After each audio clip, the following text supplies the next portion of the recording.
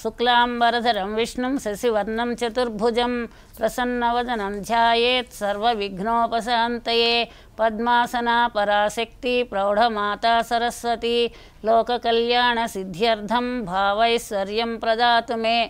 CVR ప్రేక్షకులందరికీ కూడా నమస్కారం.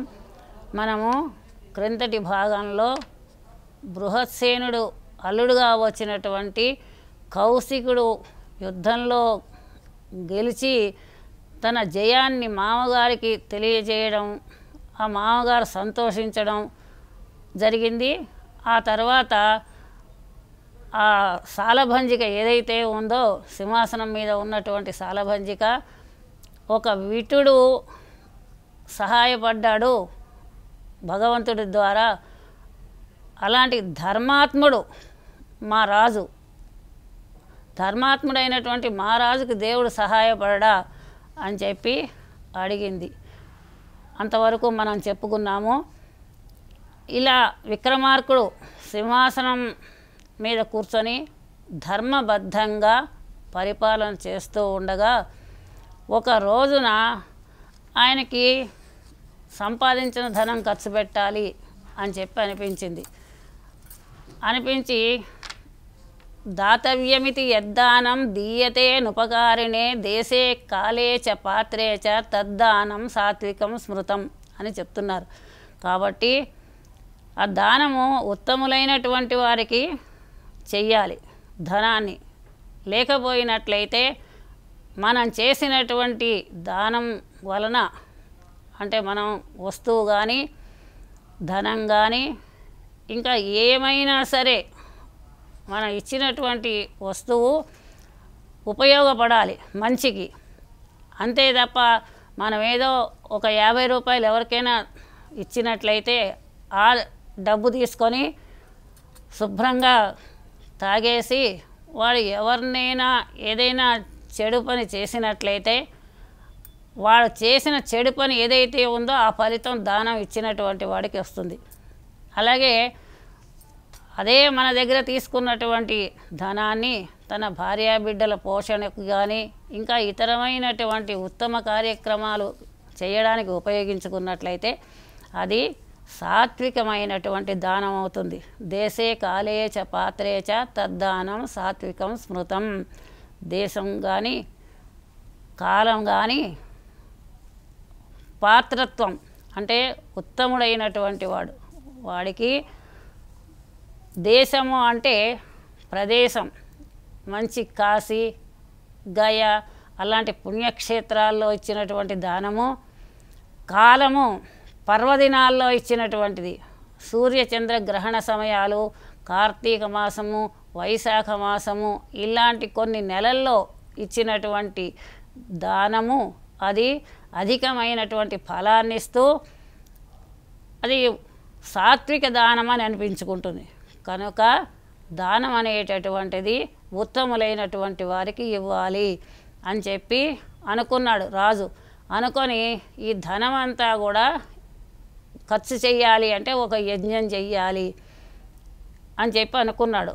అనుకొని దేవతలు ఋషులు మొదలైనటువంటి వాళ్ళని అందరినీ కూడా ఆహ్వానం చేశాడు. అలాగే తన బంధువర్గాన్ని కూడా అందరినీ పిలిచాడు. ఆ దేశంలో ఉన్నటువంటి బ్రాహ్మణులు మొదలైనటువంటి అయినటువంటి వాళ్ళందరినీ కూడా పిలిచాడు. అందరినీ పిలిచాడు. చక్కగా యజ్ఞ వేదికలు తయారు చేశారు. అందరూ ఉండడానికి తగినటువంటి వసతులు ఏర్పాటు చేశారు. చక్కగా రాజ్యం అంతా కూడా చక్కగా మంచి అలంకరణ చేశారు. మనం ఇప్పుడు ఏదైనా ఒక మంత్రి గారు వస్తున్నారు అని అంటే మంచి భవనము, మంచి వేదిక, ఆ వేదిక నిండా పుష్పాలంకరణ, దీపాలంకరణ ఏ విధంగా చేస్తారో అదే విధంగా చక్కగా వీధులన్నీ కూడా మంచి దీపాలతోటి పుష్పమాలికలతోటి అందంగా అలంకరించారు. అంత బాగానే ఉంది. అయిన తర్వాత ఆ రాజుగారు తను సముద్రుణ్ణి ఆహ్వానం చేద్దామని అనుకున్నాడు. సముద్రుడు కూడా నాకు స్నేహితుడు, సముద్రుణ్ణి ఆహ్వానం చేద్దాము అని చెప్పి అనుకొని అక్కడ ఉన్నటువంటి వాళ్ళల్లో ఒక ఉత్తముడైన బ్రాహ్మణుని పిలిచి, అయ్యా మీరు వెళ్ళి సముద్రుణ్ణి ఆహ్వానం చేయండి నా యజ్ఞానికి రమ్మని అని చెప్పాడనమాట. ఇక్కడ మనం ఆలోచించవలసింది కథని కథలాగా ఆలోచించాలి తప్ప నిజంగా సముద్రం వచ్చి పడినట్లయితే ఆ దేశం ఉంటుందా, ఆ రాజు ఉంటుందా, రాజు ఉంటాడా, సునామీ వచ్చి పడిపోదా అని మనలాంటి వాళ్ళకందరికీ కూడా మన చిన్న బుర్రలకు ఆలోచనలు పెద్దగా వస్తాయి. కానీ ఇక్కడ మనం కథని కథలాగే ఆలోచించాలి. అలాగే సముద్రుడిని ఆహ్వానించడానికని ఆ బ్రాహ్మణుడిని పంపించాడు. ఆ బ్రాహ్మణుడు ఆ సముద్రుడి దగ్గరకు వెళ్ళి, అయ్యా విక్రమార్కుడు నన్ను పంపించాడు, ఆయన యజ్ఞం చేస్తున్నట్ట, మిమ్మల్ని రమ్మని చెప్పి పిలవడానికి నన్ను పంపించాడు అని చెప్పి ఆ సముద్రుడికి చెప్పి తను తెచ్చినటువంటి గంధము, పుష్పము, అక్షంతలు ఆ సముద్రంలో వేసి నమస్కరించి ఊరుకున్నాడు. ఆ సముద్రం నుంచి ఏ రకమైనటువంటి శబ్దము రాలేదు, ఏ విధమైనటువంటి ఏ వ్యక్తి, ఏ దివ్య పురుషుడు కూడా రాలేదు. అయ్యేసరికి కొంతసేపు చూసి ఆ బ్రాహ్మణుడు మళ్ళీ వెనక్కి తిరిగి వెళ్ళిపోవడం మొదలుపెట్టాడు. అప్పుడు సముద్రం నుంచి ఒక దివ్య పురుషుడు వచ్చి, ఓ బ్రాహ్మణ, నువ్వేనా విక్రమార్కుడు పంపించినటువంటి బ్రాహ్మణుడివి అని చెప్పి అడిగాడు. అంటే వెంటనే ఆ బ్రాహ్మణుడు, అవునండి నేనేను అని అన్నాడు. అని తర్వాత మీకు ఆహ్వానం పంపించారండి విక్రమార్క చక్రవర్తి అని చెప్పాడు. చెప్పేసరికి ఆ సముద్రుడు ఏమన్నాడు, స్నేహం అనేటటువంటిది మా ఇద్దరికీ ఉంది, కానీ నేను ఇప్పుడు వచ్చేటటువంటి సమయం కాదు, కనుక నాకు తోసినటువంటి కొంత బహుమానం ఆయనకు పంపిస్తాను అని చెప్పాడు. మనం కూడా కొన్ని సందర్భాలలో కొన్ని శుభకార్యాలకు వెళ్ళలేని సమయంలో, అంటే వెళ్ళడానికి వీలు లేని సమయాల్లో కొంత బహుమానంగా ఆ ఇంటి వాళ్ళకి కానీ లేదా పెళ్ళికి అయితే అమ్మాయికి కానీ అబ్బాయికి కానీ కొంత ధనం కానీ లేదా ఏదైనా బహుమానం కానీ మనకు తెలిసిన వాళ్ళ ద్వారా పంపిస్తూ ఉంటాం. అలాగే ఇక్కడ ఆ సముద్రుడు బ్రాహ్మణుడి చేతికి 4 రత్నాలు ఇచ్చాడు. ఇచ్చి ఈ 4 రత్నాలు కూడా నువ్వు ఆ విక్రమార్కుడికి ఇవ్వమని చెప్పాడు. చెప్తూ ఏం చెప్పాడు, మొదటి రత్నమేమో రాజ్యాన్ని ఇస్తుంది, రాజ్యము చతురంగ బలాలని ఇస్తుంది. రెండవ రత్నమేమో ధనాన్ని ఇస్తుంది. మూడవ రత్నమేమో కావలసినటువంటి మంచి మృష్టాన్న భోజనం ఇస్తుంది. నాలుగవ రత్నము ఆభరణాలు, వస్త్రాలు మొదలైనటువంటివి ఇస్తుంది. ఇటువంటి దివ్యమైనటువంటి అమూల్యమైనటువంటి 4 రత్నాలని కూడా నువ్వు తీసుకెళ్ళి ఆ రాజుగారికి ఇయ్యి అని చెప్తాడు. చెప్తూ ఇంకేమంటాడంటే, స్నేహం అనేటటువంటిది చాలా గొప్పది, దూరంగా ఉన్నా కూడా మనుషుల్ని దగ్గరకే చేస్తుంది. ఎలాగా అని అంటే, ఆకాశంలో సూర్యభగవానుడు ఉంటాడు, నేల మీద తామర పువ్వు ఉంటుంది. అలాగే ఆకాశంలో చంద్రుడు ఉంటాడు, నేల మీద కలువ పువ్వు ఉంటుంది. అయినప్పటికీ కూడా వాళ్ళకి స్నేహబంధమే కదా. అలాగే ఇక్కడ మనసులు ఏకంగా ఉంటే చాలు, మనుషులు దూరంగా ఉన్నా పర్వాలేదు. కాబట్టి దూరం అనేది లెక్కలోది కాదు, శారీరకంగా ఉన్నటువంటి దూరం లెక్కలోది కాదు, మా మనసులు ఒకటే అని చెప్తూ చక్కగా స్నేహ ధర్మాన్ని గురించి చెప్తున్నాడనమాట. దదాతి ప్రతిగృహ్ణాతి గుహ్యమాఖ్యాతి పృచ్చతి భుంక్తే భోజయత్యేవ షడ్విధం మిత్రలక్షణం. స్నేహితులకి 6 లక్షణాలు ఉంటాయి. ఏవి అంటే, దదాతి ఇస్తాడు, తనకి ఏదైనా కష్టం వచ్చినప్పుడు తన స్నేహితుడికి తన దగ్గర ఉన్నటువంటి ధనంలో కొంత సహాయం చేస్తాడు.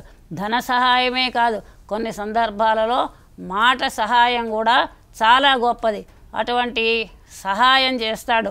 దదాతి ఇస్తాడు. అలాగే ప్రతిగృహ్ణాతి అడుగుతాడు కూడా, తను ఇస్తాడు, తీసుకుంటాడు. అంటే మనస్సుకి ఉన్నటువంటి ఆ స్నేహబంధం, ఆ దగ్గర చనువు అనేది ఎప్పుడైతే ఉంటుందో, ఇద్దరు మనుషుల మధ్యన సన్నిహితస్య భావం అన్నమాట. ఆ మనసులు కలిసినప్పుడు వారు అడుగుతారు, మళ్ళీ తీసుకుంటారు. 2 విధాలుగా కూడా వాళ్ళకి ఆ చనువు అనేది ఉంటుంది. అంతేకాకుండా గుహ్యం ఆఖ్యాతి, రహస్యాన్ని అడుగుతాడు, రహస్యాన్ని దాచిపెడతాడు కూడా. నిజమైనటువంటి స్నేహితుడు ఒక మాట చెప్తే ఆ మాటను తీసుకెళ్ళి 10 మంది దగ్గర చాటింపు వేసేటటువంటి వాడు స్నేహితుడు కాదు. ఎంత కష్ట సమయం వచ్చినా కూడా వాళ్ళిద్దరికీ అభిప్రాయ భేదాలు వచ్చి విడిపోయినా కూడా ఆ రహస్యాన్ని బయటికి చెప్పని వాడెవడో వాడే గొప్ప స్నేహితుడు. అంచేత గుహ్యమాఖ్యాతి, రహస్యాన్ని దాచిపెడుతూ ఉంటాడు. అలాగే పృచ్ఛతి, అడుగుతూ ఉంటాడు, తను తెలుసుకుంటూ ఉంటాడు, తన విషయాన్ని చెప్తూ ఉంటాడు. పరస్పరము కూడా కష్ట సుఖాలని ఒకరికొకరు చెప్పుకుంటూ ఉంటారు ఈ స్నేహితులు అనేటటువంటి వాళ్ళు.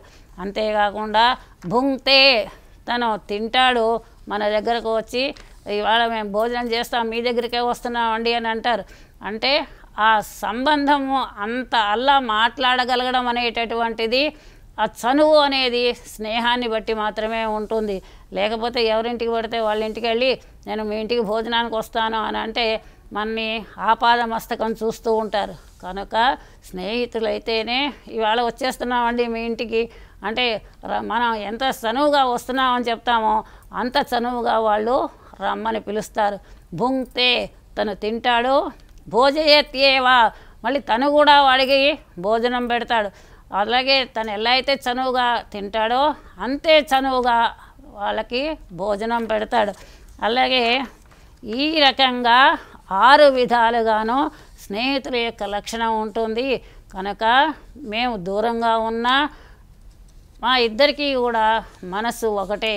కనుక నువ్వు ఈ రత్నాలు తీసుకెళ్ళి ఆ రాజుగారికి నువ్వు బహుమానంగా ఇయ్యి అని చెప్పాడు ఆ సముద్రుడు. చెప్పేసరికి సరే ఆ రత్నాలు తీసుకొని ఆ బ్రాహ్మణుడు విక్రమార్కుడి దగ్గరికి వచ్చాడు. ఆ రత్నాలు తీసుకొని బ్రాహ్మణుడు విక్రమార్కుడి దగ్గరకు వచ్చాడు. వచ్చేసరికి అప్పటికి ఆ యజ్ఞం అంతా అయిపోయింది. మొత్తం ఉన్నదంతా కూడా ఇచ్చేశాడు ఆ రాజు. యజ్ఞం చేసి అన్ని కులాల వాళ్ళకి అందరికీ భోజనాలు పెట్టి చక్కగా తన దగ్గర ఉన్నటువంటి ధనం మొత్తం కోశాగారం అంతా ఖాళీ చేసేసాడు. ఏమీ లేవు. ఆ సమయానికి ఈ రత్నాలు పుచ్చుకొని ఈ బ్రాహ్మణుడు వెళ్ళాడు. వెళ్ళి అయ్యా రాజా, ఇదిగో ఈ రత్నాలు ఇచ్చాడు సముద్రుడు, కాబట్టి ఇవి తీసుకో అని చెప్పి ఇచ్చాడు. ఇచ్చేసరికి అప్పుడు ఆ రాజు అన్నాడనమాట, అయ్యో అంతా అయిపోయాక వచ్చావు, నా దగ్గర ఏమీ లేదు, కనుక ఈ రత్నాలలో ఏది నీకు ఇష్టమో దాన్ని నువ్వు తీసుకో అని చెప్పాడు ఆ రాజు. ఈ రత్నాలు ఇవ్వడమే కాకుండా బ్రాహ్మణుడు ఆ రత్నాల్లో ఏది తీసుకుంటే ఏ రకమైనటువంటి ఫలితాలు వస్తాయో సముద్రుడు తనకి ఎలా చెప్పాడో అదే విధానంగా రాజుకు కూడా చెప్పాడు. చెప్పిన తర్వాత విక్రమార్కుడు దీనిలో ఈ 4 రత్నాలు ఒక్కొక్కటి ఒక్కొక్క విషయాన్ని ఇస్తాయి కదా, నువ్వు కూడా దీనిలో ఏది కావాలో తీసుకోమని చెప్పి అడుగుతాడు. అడిగేసరికి ఆ బ్రాహ్మణుడు ఇంటికి వెళ్ళి నేను మా వాళ్ళందరినీ కనుక్కొని వస్తాను అని చెప్పి పెడతాడు. సరే మీ వాళ్ళని కనుక్కునేరా అని చెప్తాడు రాజు కూడా. సరే ఇంటికి వెళ్తాడు ఈ బ్రాహ్మణుడు. వెళ్ళి ఇంట్లో తన భార్య, కొడుకు, కోడలు ఈ ముగ్గురికి ఈ విషయం చెప్తాడు. చెప్పేసరికి కొడుకు ఏమంటాడంటే, నాన్నగారు మనకి రాజ్యం కావాలి, సుఖంగా రాజ్యం వస్తే మనం హాయిగా చతురంగ బలాలు ఉంటాయి, దాంతో మనం పరిపాలన చేసుకుంటూ ఉండొచ్చు, చాలా సంతోషంగా ఉంటుంది, మనకి రాజ్యం కావాలి, రాజ్యాన్ని ఇచ్చే రత్నం తీసుకుందాము అని అంటాడు. అనేసరికి ఆ తండ్రి అంటాడు, రామే ప్రవచనం బలేర్ నియమనం పాండో సుతానాం వనం వృష్ణీనాం నిధనం నలేచ నృపతే రాజ్యాత్ పరిభ్రంశనం. ఈ రాజ్యం వలన ఎన్ని రకాల కష్టాలు వచ్చాయో చూడండి ఆయన. రాముడేమో అడవులకు వెళ్ళాడు, బలి తన నియమాన్ని కోల్పోయాడు, అంటే యజ్ఞయాగాదులు చేసి తనకి తానే త్రివిక్రముడికి 3 అడుగుల నేల దానం చేసి మొత్తము పాతాళ లోకంలోకి అణచబడ్డాడు బలిచక్రవర్తి. అలాగే పాండవులందరూ కూడా అడవులకు వెళ్ళిపోయారు. ఈ రాజ్యం వల్లనే, రాజ్యం మీద ఉన్నటువంటి కాంక్ష వలననే అలాగే యాదవులందరూ కూడా చచ్చిపోయారు. కనుక రాజ్యాన్ని గురించి ఆలోచిస్తే ఏ రకంగా అయినా కష్టమే వస్తుంది. కాబట్టి మనకి రాజ్యం ఇచ్చేటటువంటి ఈ రత్నం వద్దు అని చెప్పాడు. చెప్పి ఆయన ఏమన్నాడు, ధనం మనకి అవసరము కాబట్టి ధనాన్ని ఇచ్చేటటువంటి రత్నం తీసుకుందాము అని చెప్పాడు ఆ బ్రాహ్మణుడు. ఇంతలో అతని భార్య, ఆమెకి వంట చేసి చేసి చేసి అలసిపోయింది. కనుక ఆమె ఏమంది, పంచభక్ష పరమాన్నాలు ఇచ్చేటటువంటి రత్నం తీసుకుందాం మనము అని చెప్పి ఆమె చెప్పింది. చెబుతూ అన్నం విధాత్ర విహితం మత్స్యానాం జీవధారణం తదనాదృత్య మతిమాన్ ప్రార్థయేత్ నకించన. మనుషులందరికీ కూడా అన్నము జీవధారణం అంటే బతకడానికి మూల కారణం అన్నం అని చెప్పి బ్రహ్మదేవుడు మనందరికీ కూడా రాసి పెట్టాడు. కాబట్టి అటువంటి అన్నాన్ని అనాదరించి ఉండడం అనేటటువంటిది తెలివైనటువంటి వాళ్ళకి పద్ధతి కాదు. కాబట్టి అన్నాన్ని ఇచ్చేటటువంటి రత్నం ఏదైతే ఉందో అది తీసుకుందాము అని చెప్పి ఆయన భార్య చెప్పింది. సరే, ఇంకా ముగ్గురు అయిపోయారు. ఒకళ్ళేమో రాజ్యం అన్నారు, ఒకళ్ళు ధనం అన్నారు, ఒకళ్ళేమో అన్నం పెట్టేటటువంటి రత్నం కావాలన్నారు. ఇంకా ఒకటి మిగిలింది, అది వస్త్రాభరణాలు ఇచ్చేటటువంటి రత్నం. ఇంకా కోడలు వస్త్రాభరణాలు ఇచ్చేటటువంటి రత్నమే కావాలి. ఎందుకనంటే మనకి ఏదైనా విభవాలు అంటే ఏదైనా సంపదలు ఇచ్చేటటువంటివి, తర్వాత ఏదైనా వివాహాది శుభకార్యాలకు వెళ్ళినప్పుడు కూడా మన వస్త్రధారణ చూస్తారు అందరూను, తర్వాత మనకున్న నగలు చూస్తారు. కనుక మనకి ఈ నగలిచ్చేటటువంటి రత్నం ఏదైతే ఉందో దాన్ని తీసుకుందాము అని చెప్పి ఆమె చెప్తుంది. ఈ ప్రకారంగా నలుగురు కూడా 4 రత్నాల గురించి విషయాలు చెబుతారు. ఇవన్నీ విని ఆ బ్రాహ్మణుడు మళ్ళీ రాజుగారి దగ్గరికి వెళ్తాడు. రాజుగారి దగ్గరికి వెళ్ళి, అయ్యా రాజా, మా వాళ్ళందరూ ఈ ప్రకారంగా అంటున్నారు అని చెప్పేసరికి ఆ విక్రమార్క మహారాజు, సరే అయితే ఈ 4 రత్నాలు నువ్వే తీసుకో అని చెప్పేసి ఆ రాజుగారు అతనికి ఇచ్చేస్తాడు. ఇచ్చేస్తూ ఏం చెప్తారంటే ఉత్తమోత్తమైనటువంటి ఒక శ్లోకాన్ని చెప్తారనమాట. చెంపకేషు సువర్ణత్వం కాంతి ముక్త ఫలేషు చ యదేక్షుకండే మాధుర్యం ఔదార్యం సహజం తదా. చెంపకేషు సువర్ణత్వం, బంగారంలో మంచి వర్ణము, మంచి రంగు కలిగి ఉండడం. బంగారానికి మెరుపు ఉంటుంది, మనందరికీ తెలిసినటువంటి విషయమే. మిగిలిన లోహాలకు కూడా మెరుపు ఉన్నా బంగారానికి ఉన్నటువంటి మెరుపు మిగిలిన లోహాలకు ఉండదు. అంచేత చెంపకేషు సువర్ణత్వం కాంతి ముక్త ఫలేషు చ యథేక్షుఖండే మాధుర్యం ఔదార్యం సహజం తదా. చెంపకము అంటే సంపెంగ పువ్వు.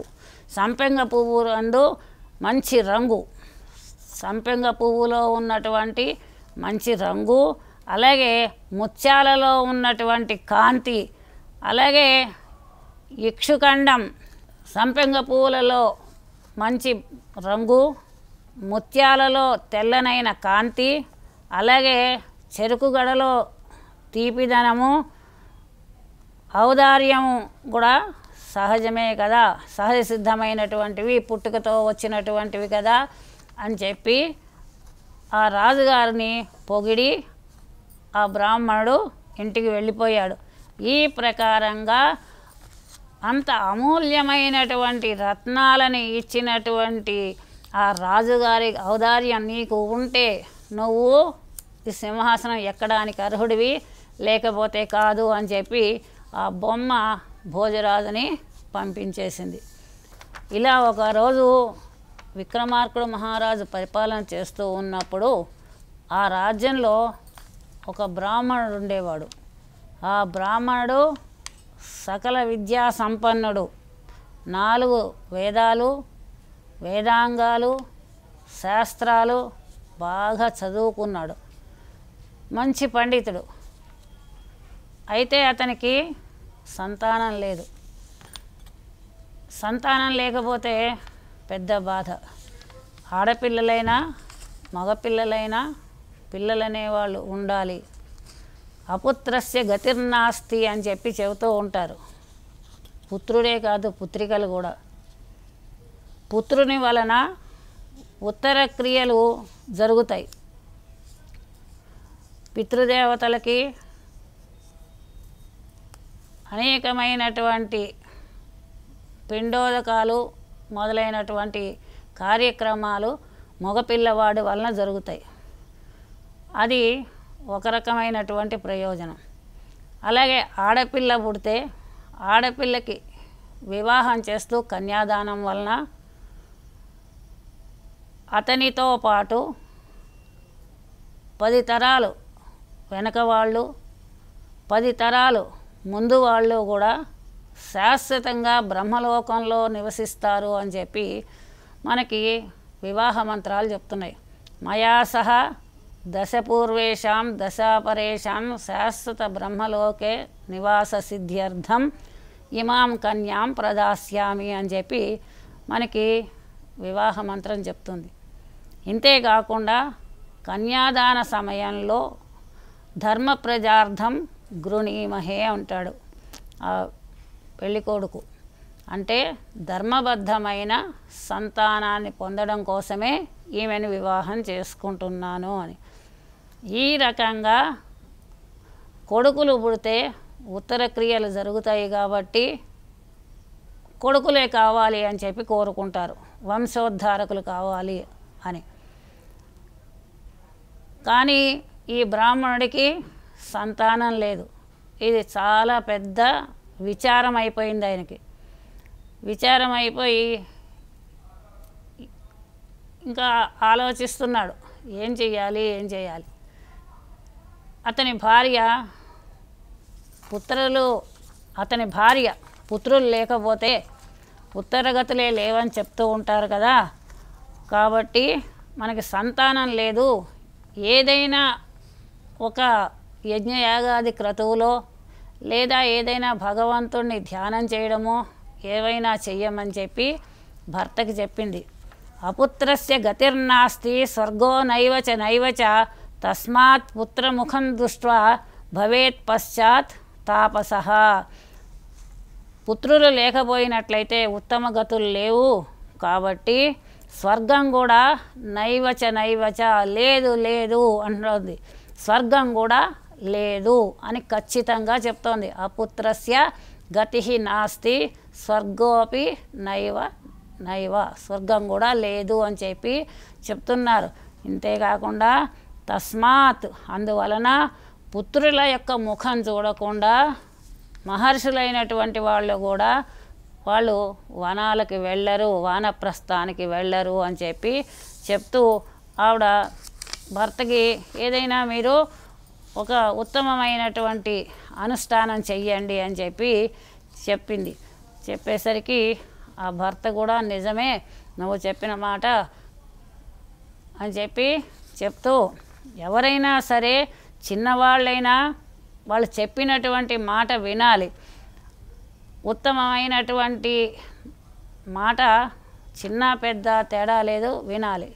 అలాగే పెద్దవాళ్ళు చెడ్డ మాట చెప్పినా కూడా వినకూడదు అని చెప్తూ సరే ఏదైనా సరే పరమేశ్వరుని యొక్క వరప్రసాదం లేకపోయినట్లయితే ఏది మనకి సిద్ధించదు కనుక నేను ఆ శివుణ్ణి పూజ చేస్తాను అని చెప్పి ఆ శివుడికి గురించి కొంత ఆయన అఘోర మంత్రాలతోటి ఆయనకి శివుడికి యజ్ఞం చేశాడు.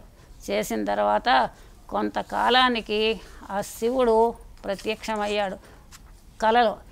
ప్రత్యక్షం అంటే కలియుగంలో కళల్లోనే తప్ప నిజంగా మనకి ప్రత్యక్షం కావడం అనేది జరగదు. ఇది యుగ ప్రభావం కాబట్టి కనుక ఆ కల్లో ప్రత్యక్షమై, ఓ బ్రాహ్మణుడా నువ్వు కొన్ని రోజుల పాటు నువ్వు యజ్ఞం చెయ్యి, రుద్రాధ్యాయంతో నువ్వు యజ్ఞం చెయ్యి, అభిషేకం చెయ్యి, చేస్తే తప్పకుండా నీకు సంతానం కలుగుతుంది అని చెప్పాడు ఆ పరమేశ్వరుడు కల్లో. చెప్పేసరికి వెంటనే తెల్లారి లేచి చాలా సంతోషపడ్డాడు. మనకి మంచి కళ వస్తే ఆనందం కలుగుతుంది, చెడు కళ వస్తే దుఃఖం కలుగుతుంది, బాధ కలుగుతుంది. కనుక ఇది మంచి కళ కాబట్టి పొద్దున్నే లేచి తన కార్యక్రమాలు చేసుకొని కొంతమంది పెద్దలైనటువంటి వాళ్ళు, జ్ఞానం తెలిసినటువంటి వాళ్ళు వాళ్ళ దగ్గరకు వెళ్ళి తన స్వప్న వృత్తాంతాన్ని చెప్పాడు. చెప్పేసరికి వాళ్ళు, నీకు వచ్చినటువంటి కళ చాలా మంచిది, బ్రాహ్మణుడు, తర్వాత ఋషులు, తర్వాత ఇంకా బ్రహ్మచారి, వీళ్ళంతా కనుక కళల్లో వచ్చినట్లయితే అది నిజమవుతుంది, ఆ కళలో చెప్పిన ప్రకారంగా నువ్వు చెయ్యి అని చెప్పారు.